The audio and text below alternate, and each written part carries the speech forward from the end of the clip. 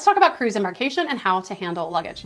For some new cruisers, the cruise embarkation process may seem a little overwhelming, and they might be curious about how to handle their luggage when they get on the ship. First, let's define embarkation. Cruise ship embarkation is simply the process of passengers boarding the ship before it departs. And this typically involves security checks, document verification, and for some cruise lines, the issuing of your room key. It often starts with guests arriving at the port, checking in their luggage or not, and proceeding through a series of checkpoints before finally stepping onto the vessel. Disembarkation is the process of getting off the ship. When preparing for embarkation, cruisers must make sure they have the proper documentation, and they have to decide how they want to handle getting their luggage on and off the ship. You can self-carry or let the cruise line handle it. And check your bags. When it comes to cruise embarkation, let's talk about the first question I hear a lot, which is how long does cruise embarkation take? This is a very difficult question to answer because it can vary so widely depending on a ton of different factors, like the size of ship and how many people are cruising on it, the efficiency of the port, and even things like technological glitches with the check-in systems that can sometimes throw everything into disarray.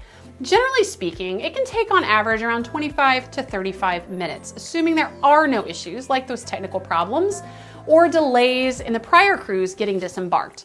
Now, cruisers with priority status or who purchase priority perks like Carnival's Faster to the Fun or Royal Caribbean's The Key, for example, they may enjoy a faster embarkation process.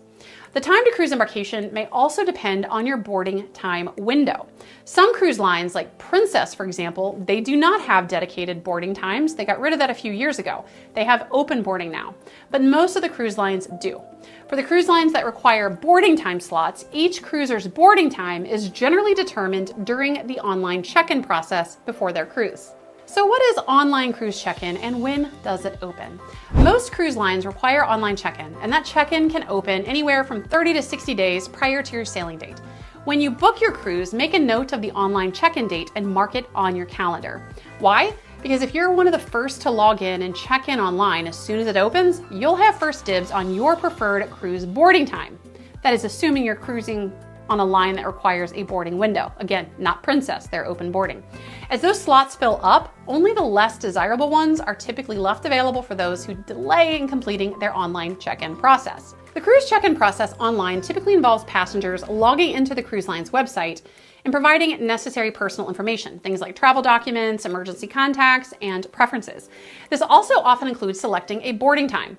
After completing the online check-in, passengers then receive boarding passes and instructions for embarkation day, which makes for smooth embarkation once they get to the port.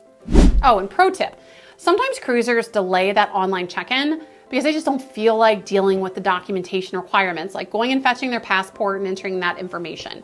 But you don't have to complete everything all at one time, usually. My advice is put that online check-in date on your calendar, log on as soon as you can that day that it opens, make your preferences, especially with your preferred boarding time, save your check-in progress, and you can go back in later and deal with all of the annoying documentation stuff. But that way you can snag your preferred boarding time before someone else can grab it. Now let's talk about cruise embarkation and boarding times. When is the best time to board? Now, there is no best time as everyone's circumstances vary. If you fly into your cruise same day, for example, not advisable, but people do it, and you have an early flight that gets you to the port city at 9 a.m., you probably want a morning boarding time so you don't have a lot of time to fill between landing and getting on the cruise ship. If you're driving to the port and you know that you're not going to get there till 1 p.m. at the earliest, you'll want to select an afternoon boarding time. If you fly in the day before your cruise and you're coming from a port city hotel, you might have a little more flexibility as to when you can or when you want to board the ship. Further, individual preferences also come into play. If this is your first cruise or you don't have the chance to vacation or cruise frequently, you probably want to maximize your time on the cruise ship and you may desire to board the ship as soon as possible. I know people that will even put their bathing suits on under their clothes at that earliest boarding time, get on the ship, and then strip off their outerwear to go and hit the Lido deck pool as soon as possible. So if that describes you and you want to maximize your time on the ship, I encourage trying to select one of those earlier time slots, which usually start no sooner than about 10 to 10:30 a.m. depending on the cruise line.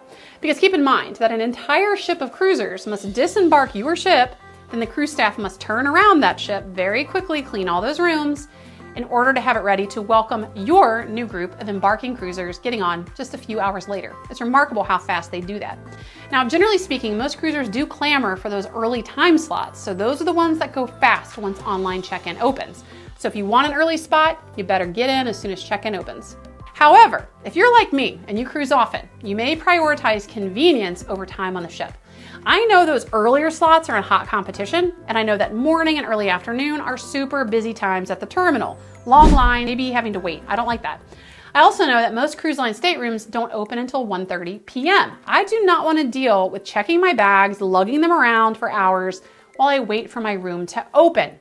So I personally aim for that 2 to 2:30 p.m. boarding time.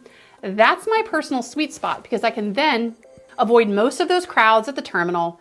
Often I walk right through the process, smooth as silk, walk right onto the ship and into my staterooms, carrying on my own bags where I can get unpacked and settled right away. For me, it's a huge benefit and convenience, so I prefer to board at a later time. Boarding later, however, does have a little bit of a downside. Because it's generally at a time after most folks eat lunch, you'll either need to eat before you board versus enjoying a free meal on the ship, or you'll need to delay your lunch and eat once you get on board. Now, unfortunately, this time period is when the buffet and lunch spots are pretty crowded, so you may have some wait time there. While there's no general best time to board a cruise ship, there may be a best time for you and your wants and needs. So consider these factors and just decide what the best time slot is for you. Then the important thing is that you make sure you go in and select your preferred boarding time frame just as soon as your cruise line's online check-in opens to ensure that you snag your preferred boarding time. Common question is, can I board the ship if I arrive before my boarding time? If you arrive to the cruise terminal prior to your boarding window, you may be allowed to board early, but it's not advisable to intentionally arrive early. First, cruise lines have designated boarding times for a reason. It's meant to make the boarding process smooth and efficient for all cruisers, so they're not trying to process thousands of people simultaneously. Arriving outside your boarding time, it can muck up the process, affecting everyone. Second, while you may get lucky and you may be permitted to board early, that's no guarantee. If you're not allowed to board before your designated boarding time, you'll generally be stuck sitting and waiting in the cruise ship terminal area, which is not the most fun place to fill your time. Is it a problem if you arrive after your boarding time? Now, assuming you don't miss that final boarding time, and trust me, that ship will not wait for you if you miss it. If you miss that final call, that ship is gone without you. But if you arrive past your boarding window, but before the final boarding time, you shouldn't have a problem boarding. Stuff happens. Flights get delayed, traffic snarls, and cruise lines, they don't aim to penalize cruisers if they show up late, so they will generally try to accommodate you. Now, some cruise lines do have a special line dedicated for cruisers who miss their boarding window, either arriving too early or too late. So if you come outside of your boarding time and you're late for that, you may have to wait a little longer than you would had you arrived on time, but that's generally the only penalty of missing your boarding time.